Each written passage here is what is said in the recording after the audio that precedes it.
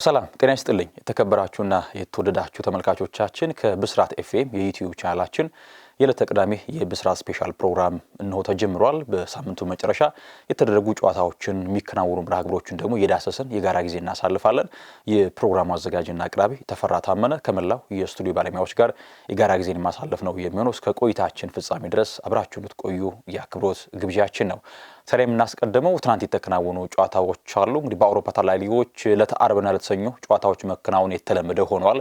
በእንግሊዝ ፕሪሚየር ሊግ አልፎ ይከወናሉ ጨዋታዎቹ፣ እንዲሁም ሰኞ የሚደረጉበት አጋጣሚ አለ። ትናንት ግን የተከናወነ ጨዋታ ነበረ።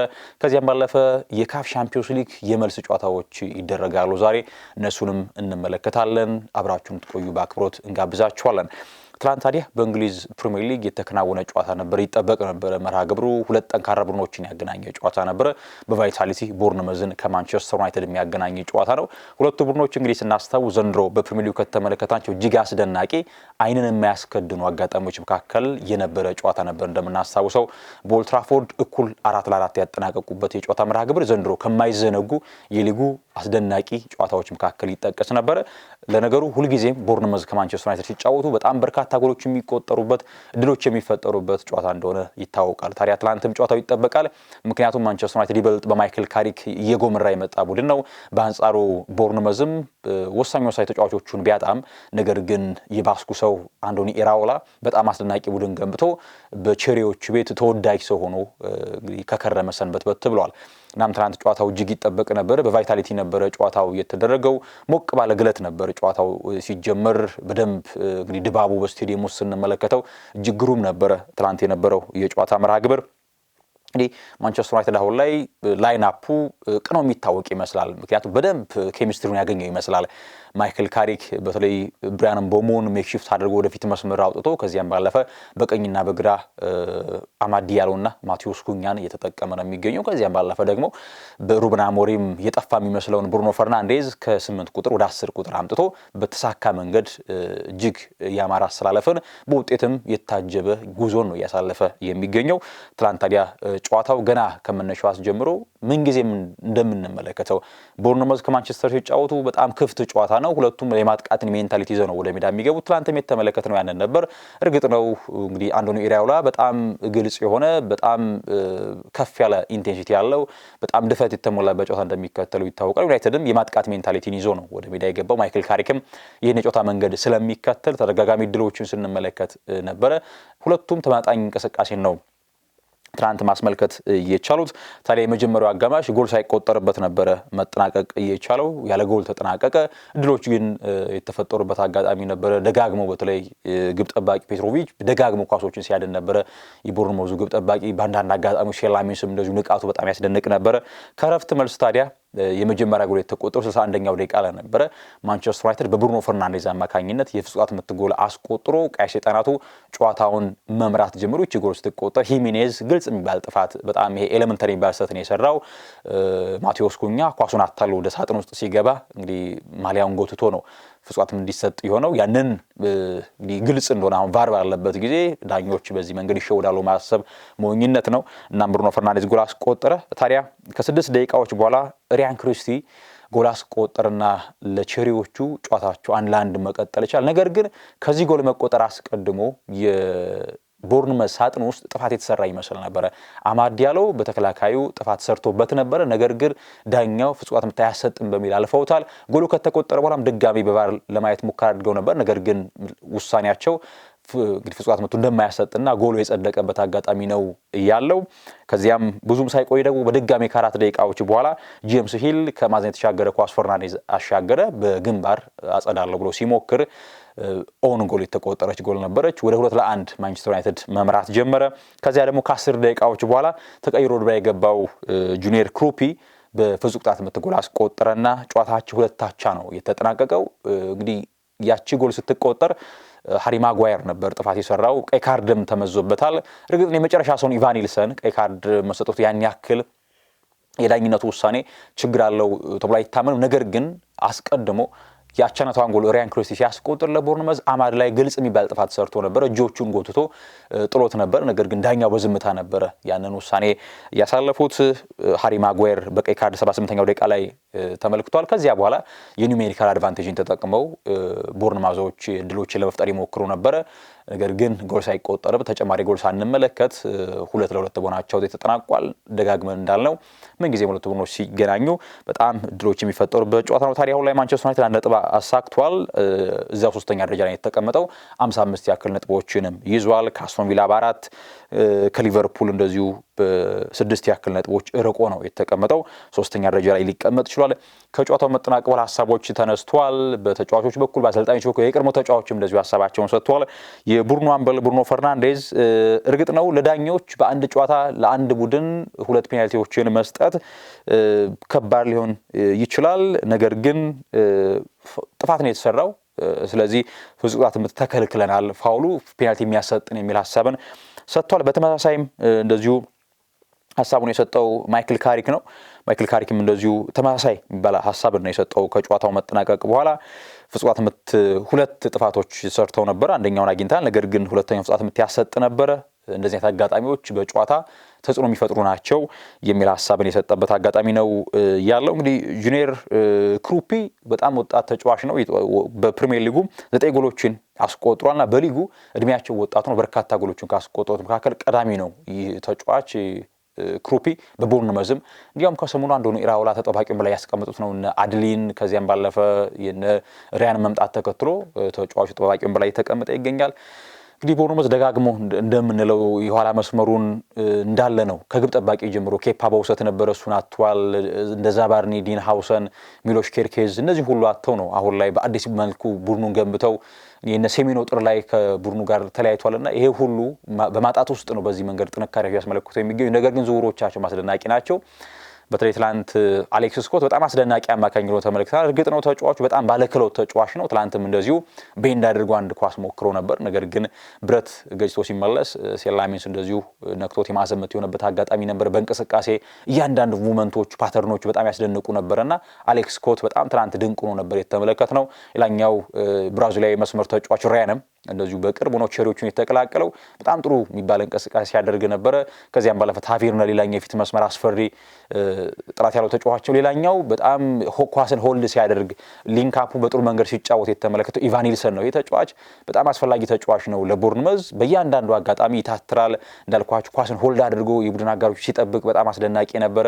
በጣም ጥሩ ምሽት ካሳለፉ ተጫዋች መካከል አንደኛው ያቻነቷን ጎል ስትቆጠር የእሱ ጥራት ነበር። ፈርስቶቹ በጣም አስደናቂ ነበረ። ከዚያ ማጉዌር ጥፋት የሰራበት አጋጣሚ ይወሳል። ብሩኖ ፈርናንዴዝ በማይክል ካሪክ ወደ ቡድኑ ከመጣ በኋላ 10 ጨዋታዎችን አድርጎ 3 ጎሎችን አስቆጠረ፣ 8 አሲስቶችን አድርጓል። ያ ማለት 11 የጎል ተሳትፎዎች ላይ ቀጥተኛ ተሳትፎ እንዳደረገ ቁጥሮች ያሳያሉ። በሌላ መንገድ በፕሪሚየር ሊጉ 137ኛ የጎል ተሳትፎን ኢንቮልቭ አድርጓል። ኤደን ሃዛርድ 136 ያክል ተሳትፎችን ማድረግ የቻለው እናም ከቀድሞ የቼልሲ ኮከብ ኤደን ሃዛርድ በአንድ የጎል ተሳትፎ ቀድሞ የተቀመጠ ተጫዋች ሆኗል። ብሩኖ ፈርናንዴዝ ደጋግመው እንደሚሉት በተለይ ማንቸስተሮች ቀጣይ በአውሮፓ መድረክ ቻምፒየንስ ሊግ የሚሳተፍ ከሆነ ፈርናንዴዝ ማጣት አይፈልጉም። ደጋግሞ ማይክል ካሪክ ይናገራል። ማጣት የማንፈልገው አስፈላጊ ተጫዋቻችን ነው ብሩኖ ፈርናንዴዝ ያለ ሀሳብ ይሰጣል። ትናንትም ጎል ከማስቆጠር ከዚያም ባለፈ በእንቅስቃሴዎች ጥሩ ከመሆን ባለፈ በጣም በመከላከሉ ኳስ ከተነጠቀ በኋላ በመታተር ስሜት እንዴት ተመልሶ ቡድኑን እንደሚያገዝ ቡድኑን ይመራል እና ለዩናይትድ ምን ያክል የጀርባ አጥንት እንደሆነ ትናንትም ስንመለከት ነበረ ብሩኖ ፈርናንዴዝ። ዩናይትድ ግን ነጥብ ተጋርቶ ጨዋታውን አጠናቋል። ሌላኛው ወደ ስፔን ወሰዳችሁና በኢስታዲዮ ዲላ ሴራሚካ ቪያሪያልን ከሪያል ሶሲዳድ ያገናኘ ጨዋታ ነበረ። ትላንት ቪያሪያሎች 3-1 አሸንፈዋል። ጄራርድ ሞሪኖ፣ ሚካኤል ታዲዝ እና ኒኮላስ ፔፔ ናቸው ጎሎቹን ማስቆጠር የቻሉት። ኒኮላስ ፔፔ ወደ ስፔን ካመራ በኋላ በጥሩ መንገድ በቢጫ ሰርጓጆቹ ቤት ጥሩ የሚባል አቅምን እያስመለከተ ነው የሚገኘው። ሉካ ሱሲች ደግሞ ለሶሲዳድ አንዷን ጎል ያስቆጠረው ተጫዋች ነው። ጥሩ የሚባል ስብስብ አላቸው። ማርሴሊኖ አማካይ ክፍላቸው በጣም ብርቱ ነው። እንዲያውም ቶማስ ፓርቴ ይህ ያለፉት ዓመታት የአርሰናል ወሳኝ ተጫዋች ወደ ስፔን እንዳመራ ይታወቃል።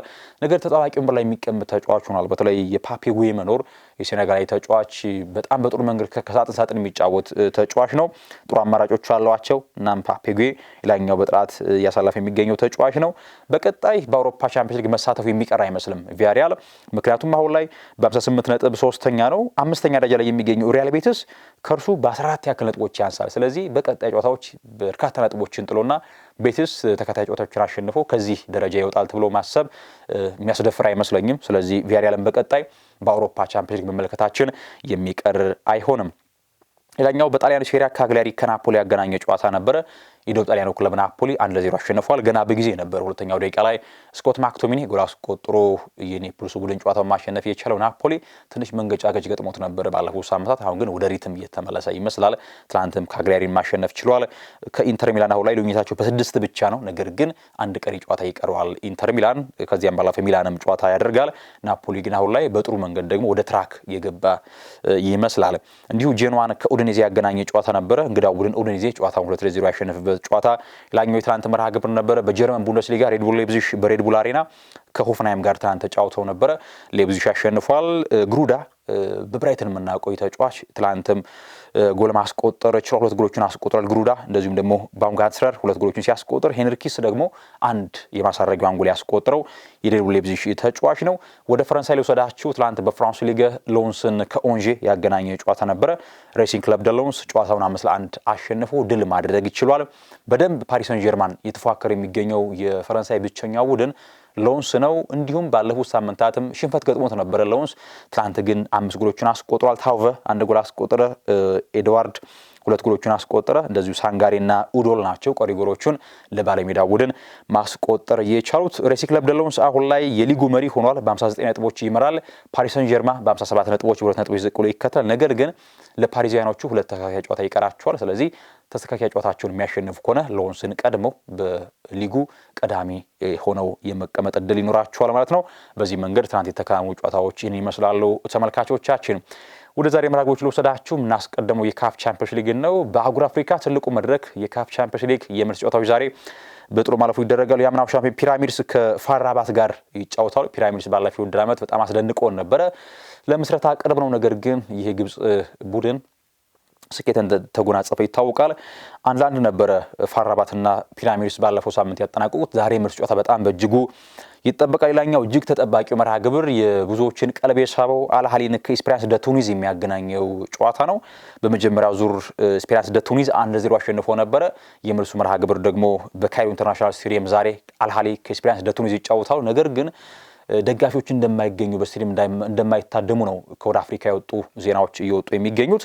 እናም አልሃሊ የአፍሪካ እግር ኳስ ቁንጮ ቡድን ነው። እንደምናውቀው ደጋግሞ የካፍ ቻምፒየንስ ሊግ ላይ መንገስ የቻለ ቡድን ነው። እናም ኤስፔራንስ ደ ቱኒዝን ዛሬ ምሽት የሚገጥበት ጨዋታ በእጅጉ ተጠባቂ ይሆናል። በካፍ ኮንፌዴሬሽን ዋንጫም ቤልዙዳድ የአልጄሪያ ቡድን ከአልማስሪ የግብፁ ቡድን ጋር ዛሬ ይጫወታሉ። የመጀመሪያው ዙር ጨዋታቸው 1-1 ነበር የተጠናቀቀው። ቤልዙዳድ ከአልማስሪ ዛሬ በካፍ ኮንፌዴሬሽን ዋንጫ ምሽት ላይ መርሃ ግብራቸውን ያደርጋሉ። ወደ አውሮፓ ደግሞ ለመለሳችሁና የእንግሊዝ ፕሪሚየር ሊግ ዛሬ ይቀጥላሉ። ትናንት ቦርንመዝ ከዩናይትድ ያደረጉ ጨዋታ መክፈቻው ነበረ። በአሜክስ ላይ ብራይተን ከሊቨርፑል ይጫወታሉ። ሴጉልሶቹ እንግዲህ ዛሬ ሊቨርፑልን የሚገጥሙ ነው የሚሆነው። የሊቨርፑል እግር ኳስ ክለብ በሳምንቱ አጋማሽ እጅግ አስደናቂ አቅምን ነበር ያስመለከተው። የቱርኩን ጋላታሳራይ በአንፊልድ ጋብዞ በጣም በተለየ ጥራት ነበረ ማሸነፍ የቻለው። እንደምናስታውሰው 1-0 ነበር ተሸንፎ የተመለሰው። ነገር ግን በአንፊልድ እጅግ በሙሉ ብልጫ በጣም ከዚህም በላይ ጎሎችን አስቆጥሮ ማሸነፍ ይችል ነበረ። ደጋግሞ ድሎችን ይፈጥር የነበረ ቡድን ነው። በሊቨርፑል ዘንድሮ ከተመለከትናቸው በጣም አስደናቂ ጨዋታዎች መካከል ይህ ጨዋታ በቀዳሚነት ከሚቀመጡት መካከል ነው። ለቀጣይም ለሩብ ፍጻሜ መድረሳቸው ይታወቃል። እናም ከዚያ መልስ የጉልሶቹን ይገጥማሉ። አርነ ስሎት ሞ ሳላህን በተመለከተ እንደማይጓዝ አሳውቀዋል በመጠነኛ የጡንቻ ጉዳት ምክንያት። ነገር ግን ተጫዋቹ ባለው ፊዚካሊቲ ፊትነስ ጥንካሬ በቶሎ እንደሚያገግም ይጠበቃል። በጎው ነገር በቀጣይ ኢንተርናሽናል ብሬክ ነው። ስለዚህ ወደ ግብጽም ለግብጽ ናሽናል ቲም እንደማያመራ ተገልጿል። እናም ከብሬክ በኋላ ወደ ሜዳ እንዳይመለስ ይጠበቃል ሞ ሳላህ። ሌላኛው ጉዳይ የሴጉልሶችን በተመለከተ እንደርሳችሁ ሐሳብ ከ60 ሰዓት ያነሰ የረፍት ጊዜ ነበር የነበረን ከጋላታሳራይ ጨዋታ በኋላ። እናም ፊዚካሊ ራሳችንን ፐርፎርም ማድረግ ይኖርብናል። እናም ከኳስ ጋር በምቾት መጫወት የሚችል ቡድን ነው ብራይተን የሚል ሐሳባቸውን ሰጥተዋል አርነ ስሎት። ሌላኛው የአሌክሳንደር ኢዛክ ጉዳይ በጎ ዜና ተሰምቷል። አሌክሳንደር ኢዛክ በቻምፒየንስ ሊግ ፓሪስ ሰን ጀርማ ከሊቨርፑል የሚያደርጉት የቻምፒየንስ ሊግ ጥሎ ማለፍ ጨዋታ ላይ ወደ ሜዳ የሚመለስ እድሉ በጣም ሰፊ ስለመሆኑ መረጃዎችን ስመለከት ነበር። ይሄ ደግሞ በጣም በጎ ነገር ነው። በሊቨርፑል ቤት አሁን በጎ ነፋስ እየነፈሰ ይመስላል። ምክንያቱም ፍሎሪያን ቪርትዝ የቀደመ ብቃቱን ያገኘ ይመስላል። አሁን ላይ ቡድኑ በተወሰነ መንገድ ቢሆን በራስ መተማመኑ መልሶ ያገኘ ነው የሚመስለው። ምክንያቱም ሁጎ ኤኪቲኬ ከዚያም ባለፈ እንደነ ኮዲ ጋክፖ፣ ሞ ሳላህ ፊት መስመር ላይ ስል ወደ መሆን መጥተዋል። ከዚያም ባለፈ ፍሎሪያን ቪርትዝ የተለየ እንቅስቃሴ ላይ መሆኑ እንዲሁም ደግሞ በተወሰነ መንገድ የቀደመ ብቃቱን ለማግኘት አተር የሚገኙ አሌክስ ማካሊስተር መጠነኛ ለውጦችን ከሰሞኑ እየተመለከትንበት እንገኛለን። ጄሮም ፍሪምፖንግ አሁን ጤንነቱ ወደ ጥሩ ጤንነት ከተመለሰ ሌላኛው በጎ ነገር ነው። እናም ሊቨርፑል አሌክሳንደር ኢዛክ በቅርቡ ወደ ልምድ እንደሚመለስ ዘገባዎች ወጥቷል። ብራይተን ካለፉት 3 የሜዳው ጨዋታዎች በፕሪሚየር ሊጉ ሊቨርፑልን 2ቱን አሸንፏል፣ በአንድ ነጥብ ተጋርቷልና ባለፉት ጊዜያቶች በአሜክስ ላይ ብራይተኖች የተሻለ ማሸነፍ ነጻሪ እንዳላቸው ማሳያ ነጥብ ነው። እንግዲህ ሊቨርፑል ባለፈው ሳምንት በጣም እጅግ አስቆጪ ነጥብን ጥሎ እንደነበረ ይታወቃል። በሜዳው ደካማውን ቶተንሃም ገጥሞ በመጨረሻ ደቂቃ ጎል ነጥብ ተጋርቶ 1 ነጥብ ብቻ ይዞ እንደወጣና ያ ደግሞ በአውሮፓ ቻምፒየንስ ሊግ በሚያደርገው ሂደት ላይ የራሱ የሆነ አሉታዊ ተጽዕኖ ፈጥሮበት እንደነበረ ይታወቃል። ታዲያ የጋላታሳራይ ድል ይበልጥ ለብራይተኑ ጨዋታ ላይ የበለጠ በራስ መተማመኑን ጨምሮለት እንደሚመለስ ይጠበቃል። ሊቨርፑል ላይኛው የዕለቱ ተጠባቂ መርሃ ግብር በዌሊንግተን ስቴዲየም ኤቨርተንን ከቼልሲ የሚያገናኝ ጨዋታ በጣም የሚጠበቅ የጨዋታ መርሃ ግብር ነው። ኤቨርተን በጣም ብርቱ የትኛውንም ቡድን የመፈተን አቅም ያለው ቡድን ነው። ኤቨርተን ዳቪድ ሞይስ ሲፈልጉ በጠንካራ መዋቅር መከላከል ሲያስፈልጋቸው ደግሞ በጥሩ መንገድ የማጥቃት ጥራት ያለውን ቡድን ነው የገነቡት። በመከላከሉ የነ ታርኮውስኪ የነ ብራንዌይትን ጨምሮ የነ ማይኮሌንኮ የመከላከል ጥራት ስንመለከት በአማካይ ክፍል ላይ በተለይ የጋርነር በጣም የተለየ ጥራት ላይ የተቀመጠ ተጫዋች ነው። ኢድሪስ ጉዌጋና እንደዚሁ ሌላኛው የአማካይ ክፍል ጥራታቸው ነው። ሲያስፈልግ ፊት መስመር ላይ የነ ድዋይት ማክሌን የነ ኢሊማን ጃይና የነ ባሪ በፈጣን ሽግግር ዕድሎችን የመፍጠር አቅማቸው ኤቨርተን በጣም ብርቱ ቡድን እንዲሆን አድርጎታል። እናም ቼልሲን ይገጥማል። ቼልሲ በሳምንቱ አጋማሽ በጣም መጥፎ የሚባል ውጤት አስመዝግቦ ነው ያጠናቀቀው። አስቀድሞ 5-2 ተሸነፈ ባርክሊ ፕሮንስ ላይ። ድጋሜ ደግሞ በስታንፎርድ ብሪጅ በፓሪዚያኖቹ 3 ጎሎች ተቆጥሮበት ተሸነፈ። በድምር ውጤት 8-2 ተሸንፎ ነው በጣም መጥፎ የሚባል ውጤት አስመዝግቦ የተመለሰው። እናም ኤቨርተንን ከሜዳ ውጭ ይገጥማል። ሊያም ሮዚነር ቻሎባሃን በተመለከተ በፓሪስ ሰን ጀርማው ጨዋታ ላይ ጉዳት እንደገጠመው ገልጿል። ነገር ያን ያክል የከፋ ጉዳት እንዳልሆነ ሐሳባቸውን ሰጥቷል። ሌላኛው ፊሊፕ ዮርገንሰንን በተመለከተ እስካን እንደሚደረግና መጠነኛ የሚባል የቀዶ ሕክምና እንደሚደረግለት ነገር ያን ያክል ሲሪየስ እንደማይሆንና በጥቂት ሳምንታት እንደሚመለስ ሐሳባቸውን ሰጥቷል። ሌላኛው ሮዚነር ከኤንዞ ፈርናንዴዝ ጋር በተገናኘ በነገራችን ላይ ከሰሞኑ የእንግሊዝ የዜና አውታሮች መረጃዎችን ሲያወጡ ነበር። በመጪው ክረምት የመልቀቁ አይቀርም ኤንዞ ፈርናንዴዝ የሚል ሐሳብ ሲነሳ ነበር። እርሳቸው ግን በደንብ እንዳወሩና እርሳቸው ወደ ቼልሲ ከመጡ በኋላ የትኛውም ተጫዋች ክረምት ላይ የመልቀቅ ፍላጎት እንዳለው ምንም ያሳወቀ ተጫዋች እንደሌለ ሐሳባቸውን ሰጥተዋል። ተጫዋቹ ከቤኔፊካ በጣም ረብጣ ገንዘብ ወጥቶበት ነበር ወደ ብሪጅ የመጣው። ነገር ግን ተጫዋቹ የእውነት በተከፈለበት ገንዘብ ልክ ፐርፎርም ያደርገ ነው ወይ ብለን ሐሳብ ስናነሳ ጥያቄ የሚፈጥር ይመስለኛል። ነገር ግን በተለይ ቡድኑን በጥሩ እንዲያውም ከ2004 በኋላ በቼልሲ ቤት በርካታ ጎሎችን ያስቆጠሩ ተጫዋች እሱ ይመስለኛል። በጥሩ መንገድ ጎል ኢንቮልቭ ያደርጋል። ነገር ግን አሁንም ከዚህ በላይ ቼልሲዎች ከእርሱ የሚፈልጉ ይመስለኛል። ኤቨርተን ባለፉት 8 ጨዋታዎች በሊጉ በሜዳቸው በአንዱ ብቻ ነው በቼልሲ የተሸነፉት። ይሄ በጣም ኤቨርተን በሜዳው የቼልሲ ላይ የበላይ እንደሆነ ማሳያ ነው። 5ቱን አሸንፎ 2 ነጥብ ተጋርቷልና ምን ያክል ኤቨርተን በሜዳው ከቼልሲ ጋር ሲጫወት በጣም ጠንካራ ቡድን እንደሆነ ማሳያ ነው። እና አሁን ላይ በጣም ጥሩ የሚባል ፐርፎርማንስ ላይ እርግጥ ነው በጥቂት ሳምንታት ውስጥ በአርሰናል ባለፈው ሳምንት ሽንፈት እንደገጠመው ይታወቃል። ነገር ግን እንዴት ባለ መንገድ አርሰናልን ፈትኖ እንደነበረ እድሎችን ፈጥሮ የነ ዶስ በሪሃል የነ ቤቶ የነ ድዋይት ማክሌን አጋጣሚዎች ተጎል ሆነው ቢሆን ኖሮ ነጥብ ይዞ ይወጣ ነበር ከኤምሬትስ። ነገር ግን ለቼልሲም በጣም ፈታኝ እንደሚሆን ጨዋታው ይጠበቃል። ሌላኛው መርሃ ግብር ክራቨን ኮቴጅ ላይ ፉልሃምን ከበርንሌይ ያገናኛል። እንዲሁ ደግሞ የዕለቱ የማሳረጊያ መርሃ ግብር በኤላንድ ሮድ ሊድስን ከብሬንትፎርድ በጣም የሚጠበቅ መርሃ ግብር ነው። ሊድስ ላለመውረድ እየታገለ የሚገኝ ቡድን ነው። እንግዲህ ብሬንትፎርድ ከሰሞኑ ደግሞ ትንሽ ሸርተት ያለ ይመስላል የኬሳንድሮስ ቡድን። እናም ኤላንድ ሮድ ላይ ሊድስ ዩናይትድ ከብሬንትፎርድ ይጫወታሉ። ወደ ስፔን ልወስዳችሁ ኤሊቼ ከራይል ማዮርካ ይጫወታሉ። እንዲሁም ካታሎኒያ ላይ ደግሞ ኤስፓኞል ከሄታፌ፣ እንዲሁም ቫሌንሲያ ላይ ከተማ ላይ ሌቫንቴ ከሪያል ኦቪዲዮ ሲጫወቱ ኦሳሱና ጂሮናን ይገጥማል። በራሞን ሳንቼዝ ፔዥዋን አንዳሉሲያ ላይ ሴቪያ ከቫሌንሲያ። እነዚህ በቀደመ ጊዜያቸው በስፔን ጠንካራ ቡድኖች የነበሩ ነገር ግን በጊዜ ሂደት በጣም የተንሸራተቱ ደካማ ቡድን ሆነ የተገኙ ቡድኖች ናቸው። ሴቪያ ከቫሌንሲያ ዛሬ የዕለቱ የመጨረሻ መርሃ ግብር ነው በስፔን ላ ሊጋ። ወደ ስኩዴቶ ልውሰዳችሁና የካርሎስ ኩዌስታ ቡድን ፓርማ ከክሬሞኔንሴ ጨዋታቸውን ያደርገው ላለመውረድ የሚደረግ ፍልሚያ ነው። ይሄ ፍልሚያ ሁለቱም ላለመውረድ እየታገሉ ይገኛሉ። እንዲሁም በሳንሲሮ ጁሴፔ ሜዛ ኤሲ ሚላን ከቱሪኖ ይጫወታሉ። እንዲህ ሚላን በደርቢ ሌላ ማዶዊና ኢንተር እንድላ ካደረገ በኋላ ድጋሜ ደግሞ ነጥቦችን መጣል ጀምሯል። እናም ሮሰነሪዎቹ አሁንም ከኢንተር ሚላን ጋር በዋንጫ ፉክክሩ ላይ እንዴት ባለ መንገድ መጓዝ እንዳለባቸው ግራ የገባቸው ይመስላል። ማክስ አሌግሪ ሚስተር 1-0 ጎል ካስቆጠሩ በኋላ ድጋሚ ጎል ለማስቆጠር ፍላጎት ያለው አሰልጣኝ አይመስልም። እንግዲህ የሚያችን አስጠብቆ ለመውጣት ፍላጎት ያለው ይመስላል። ፊት መስመራቸው የና ክላስ ፈሪ አይደለም። ምናልባት የፉልኩርግ ማምራት ጠንካራ ያደርጋቸዋል ቢባልም በዛም ጥራት ያለው ተጫዋቹን አልተመለከት ነው። ምናልባት የራፋኤል ያውላም ደግሞ የክሪስቲያን ፑሊሲክና የሰላም አርከርስን አንዳች ጥራት የሚጠብቅ አይነት ቡድን ሆኗል። አማካይ ክፍላቸው ምናልባት ተደጋጋሚ መሰለፍ ሉካ ሞድሪች በአመቱ መጨረሻ ድካም እንዳይገጥመው ያሰጋል። አሁንም አሮን ያሻሪ ለመጠቀም ዝግጁ አይደለም ማክስ አሌግሪ። እናም አሁንም ሮሰናሪዎቹ እንዴት ባለ መንገድ እስከ አመቱ መጨረሻ ስኩዴቶውን ሻምፒዮን ለመሆን ከኔራዙሪዎቹ ጋር ይፋለማሉ የሚለው ጉዳይ ይጠበቃል። ነገር ግን የቱሪንን ክለብ ቶሪኖ ይገጥማሉ። እንዲሁም ዩቬንቱስ ከሳሱሎ ሌላኛው የዕለቱ የስኩዴቶ የጨዋታ መርሃ ግብር ይሆናል። ወደ ጀርመን ልውሰዳችሁ። ሄደንሄም ከባየር ሌቨርኩሰን ይጫወታሉ። ኮሎኝ ከቦሩሲያ ሞንቸግላባህ፣ ቮልስቡርግ ከቨርደር ብሬመን እንዲሁም ደግሞ የሊጉ መሪና ጠንካራ ቡድን ባየር ሙኒክ ኡኒየን በርሊን ይገጥማል። ቦሩሲያ ዶርትሙንድ ደግሞ ከሃምቡርግ ሌላኛው የዕለቱ የጨዋታ መርሃ ግብር ይሆናል። በመጨረሻም የፍራንስ ሊግን ጨዋታዎች እንመልከት። ቱሉዝ ከሎሪዮ ይጫወታሉ። ኦግዜር ከስታድ ብረስቷ፣ ኒስ ከፓሪስ ሰን ጀርማ ሌላኛው ጨዋታ ፓሪስ ሰን ጀርማ ባለፈው አርፎ እንደነበረ ይታወቃል በጥያቄው መሰረት። እናም አሁን ላይ ኒስ ከፓሪስ ሰን ጀርማ ይጫወታሉ። ፓሪስ ሰን ጀርማ ካሸነፈ መሪነቱን ከሬሲንግ ክለብ ደለውንስ የሚረከብ ነው የሚሆነው። በዚህ መንገድ የአውሮፓ ታላቅ ሊጎች ቀጥለው በዕለቱ ይደረጋሉ። ቆይታችን ይመስል ነበር ተመልካቾቻችን። ተፈራ ታመነ ከመላው የስቱዲዮ ባለሙያዎች ጋር የጋራ ጊዜን ያሳለፍ ያለውኝ ሰናይ ጊዜን ተመኘው።